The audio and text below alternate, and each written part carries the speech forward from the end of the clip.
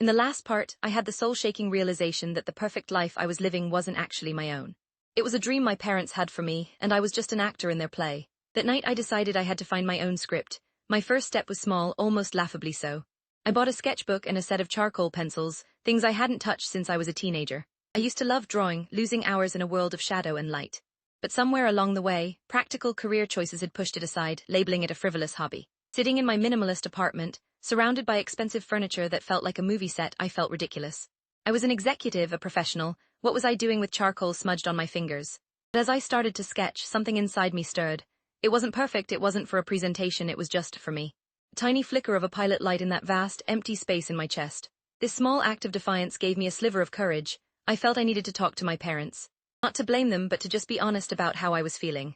I think a part of me hoped they would understand, that they would say, "Oh honey, of course you should follow your heart." I called them that weekend, my own heart thumping with a mix of hope and dread.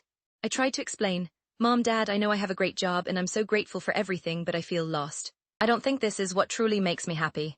The silence on the other end of the line was heavy. Then my mom's voice, laced with a familiar, loving concern that felt more like a constraint than a comfort.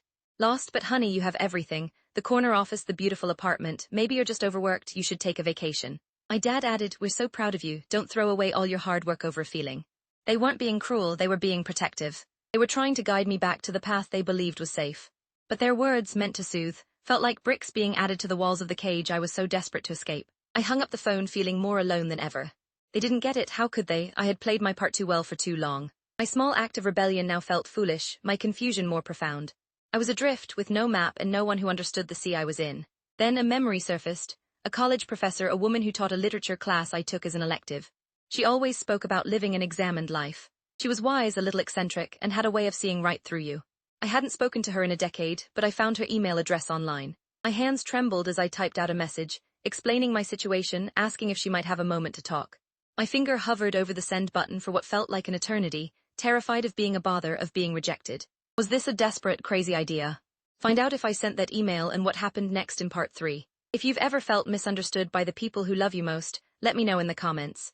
And don't forget to like and subscribe.